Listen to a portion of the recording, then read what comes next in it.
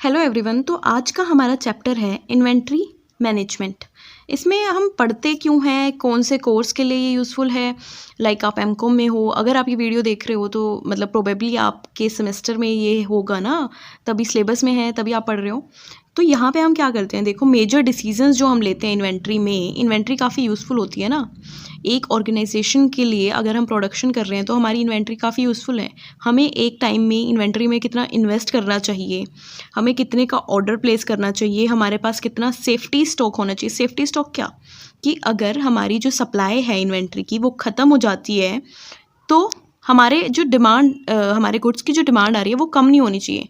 ठीक है, ये थे मेजर डिसीजंस जो हम इन्वेंट्री में लेते हैं। फिर आपकी बात आती है इन्वेंट्री कोस्ट की। आपकी इन्वेंट्री में कौन सी कोस्ट होती है।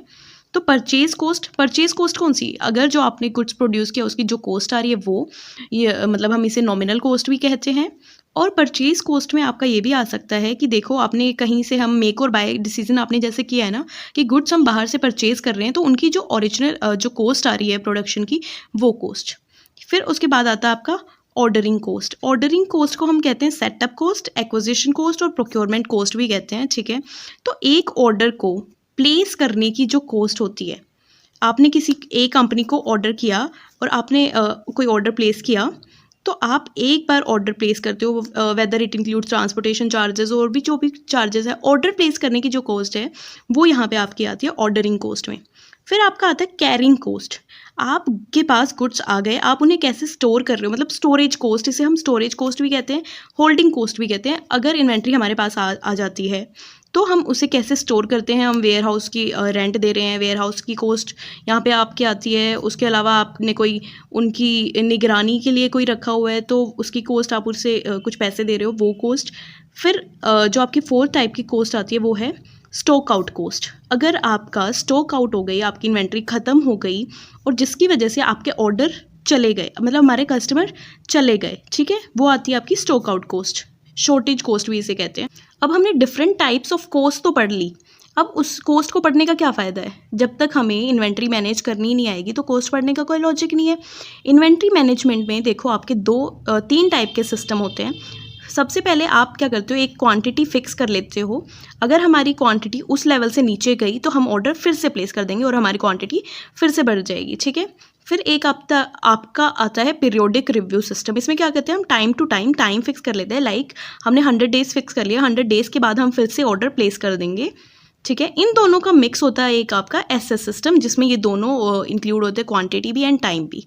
ठीक है, इसके बाद आपका आता है फिक्स्ड क्वांटिटी सिस्टम, मतलब हम इन्हें सीरीज वाइज पढ़ेंगे। तो फिक्स्ड ऑर्डर क्वांटिटी में क्या होता है, क्वांटिटी फिक्स होती है, इसे हम क्यू सिस्टम भी कहते हैं, मतलब क्वांटिटी फिक्स होती है। इसमें आपके डिफरेंट मॉडल्स हैं, 4 मॉडल हमें इसमें पढ़ने हैं ईओक्यू में। ईओक्यू क्या आपका इक्वल ऑडिट, मतलब इक्वल ऑडिट क्वांटिटी कि आपकी ऑर्डर क्वांटिटी आपने जो एफिशिएंट पड़ती है वो क्वांटिटी हम यहाँ पे फाइंड आउट करते हैं। ठीक है, तो इस मॉडल की कुछ असम्पशन है आपकी। देखो डिमांड, जो इस फर्स्ट मॉडल जो क्लासिकल मॉडल है, इसमें हमने जैसे कहा मैंने 4 मॉडल पढ़ेंगे, तो ईओक्यू की ही एक्सटेंशन है वो फर्दर। तो इसमें जो डिमांड होती है आपकी, देखो 3C, मतलब डिमांड आपको पता है, सर्टेन है, कॉन्टीन्यूस है एंड कॉन्स्टेंट है। ठीक है, लीड टाइम आपको पता है एंड फिक्स है। लीड टाइम क्या होता है ये हम आगे डिस्कस करेंगे। ठीक है, जो आपकी होल्डिंग कॉस्ट है, ऑर्डरिंग कॉस्ट है, पर ऑर्डर और पर यूनिट कांस्टेंट है, आपको दी हुई है। ठीक है, तो इसकी आगे फर्दर अजम्पशंस है कि आपका परचेज प्राइस कांस्टेंट है और कोई भी ओवरेजेस और शॉर्टेज नहीं, मतलब इन्वेंट्री जैसे ख़त्म होती है, ज़ीरो लेवल पे पहुंची, एक ही दम बढ़ गई। ठीक है, मतलब बीच में कोई भी ऐसा टाइम नहीं है जहाँ पे आपके पास कोई भी इन्वेंट्री नहीं है। ठीक है, इसके अलावा इसकी कुछ एक इंपॉर्टेंट टर्म्स है जो आपको पता होनी चाहिए, वो है रीऑर्डर लेवल। रीऑर्डर लेवल आपके अकॉर्डिंग क्या होता है, रीऑर्डर लेवल वही ऑर्डर जहाँ पे हम दोबारा, मतलब रीऑर्डर, तो इसे डिवाइड करके देखो, रीऑर्डर तो जहाँ पे हम ऑर्डर फिर से प्लेस करते हैं वो लेवल हम आइडेंटिफाई करते हैं कि हमें फिर से ऑर्डर प्लेस कब करना है। ठीक है, इन्वेंट्री साइकिल, आपने एक बार इन्वेंट्री मंगाई, आपकी इन्वेंट्री मैक्सिमम है, तो जैसे जैसे आप डी रेट से आप जैसे उसे यूज़ कर रहे हो, आपकी इन्वेंट्री कम होती जा रही है, यहाँ पे आपका रीऑर्डर लेवल है। देन इन्वेंट्री आपकी 0 होगी, तो फिर से जब इन्वेंट्री फिर से भरी तो यहाँ पे फिर से मैक्सिमम। तो ये जो यहाँ से यहाँ तक की साइकिल है आपकी, यहाँ से यहाँ तक की, इसे हम कहते हैं इन्वेंट्री साइकिल। लीड टाइम क्या होता है कि लीड टाइम ये होता है जैसे देखो कि आपने ऑर्डर प्लेस कर दिया, ठीक है, ऑर्डर प्लेस कर दिया। ऑर्डर प्लेस करने के बाद आपके पास कितने दिनों में आता है, कितना टाइम लगता है ट्रांसपोर्टेशन में या फिर उन्हें वहाँ फर्दर प्रोसेसिंग में जो टाइम लगता है, लीड टाइम वो कहते हैं, ठीक है। एवरेज इन्वेंट्री, एवरेज आपकी इन्वेंट्री का एवरेज, तो आपकी इन्वेंट्री सपोज क्यू है, डिवाइड बाई 2 कर दो उसे, आपकी एवरेज इन्वेंट्री आ जाएगी। फिर इसके बाद फर्दर इसमें क्या है, आपके कुछ इंपॉर्टेंट फॉर्मूलाज हैं जो आपके throughout like EOQ chapter में यूज़ आने वाले हैं। दिस इज़ EOQ, मतलब quantity star, this is the EOQ, हम क्वांटिटी में फाइंड आउट करते हैं। तो 2AD divide by H under root.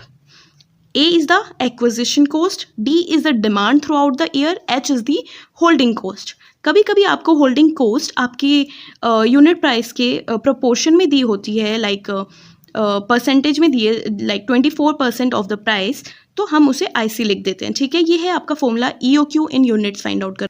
Then आपका आता है reorder level. Number of working days आपको पता होने चाहिए कि एक साल में कितने हैं।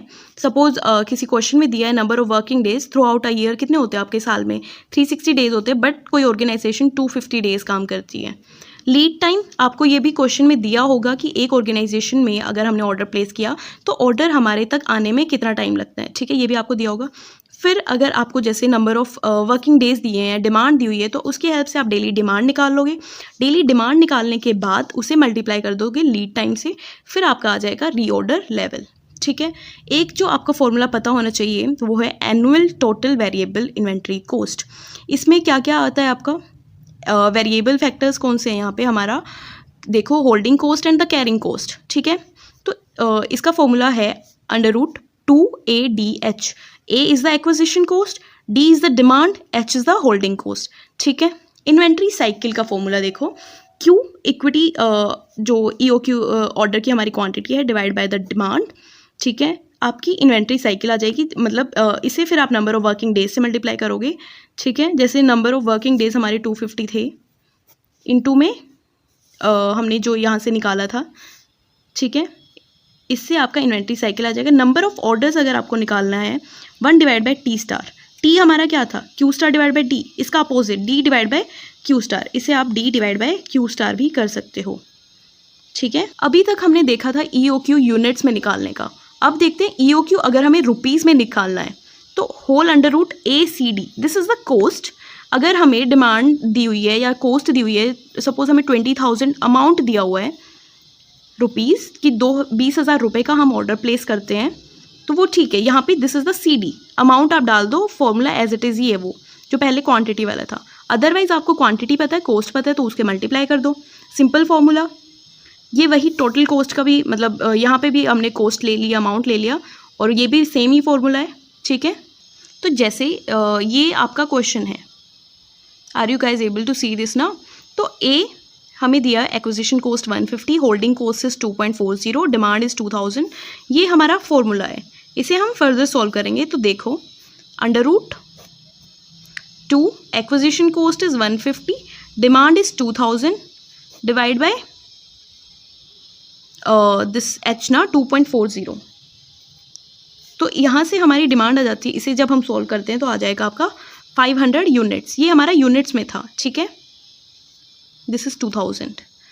उसके बाद आपको इसी क्वेश्चन में दिया है number of working days 250, lead time दिया हुआ है 15 वर्किंग डेज, ठीक है। इससे हम डेली डिमांड निकाल लेंगे। डेली डिमांड का क्या फॉर्मूला है, जो आपकी देखो डेली डिमांड हमने निकाली, daily demand is equal to जो आपकी टोटल डिमांड है throughout the year, that is 2000, और नंबर ऑफ वर्किंग डेज से उसे डिवाइड कर दिया, ये आपका आ गया 8, ठीक है, 8 आ गया।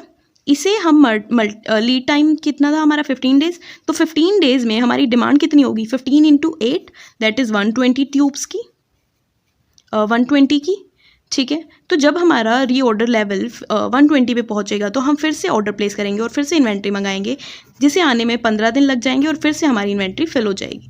तो ये था इस क्वेश्चन का मतलब। इसके अलावा हम निकालते हैं हमारी total annual total variable cost, जिसका फॉर्मूला था ये इंटू में, that is 2 into A is 150, D is the demand that is 2000, holding cost कितनी थी आपकी 2.40, तो इसे हम कैलकुलेट करेंगे और ये आपका अराउंड आ जाता है 1200।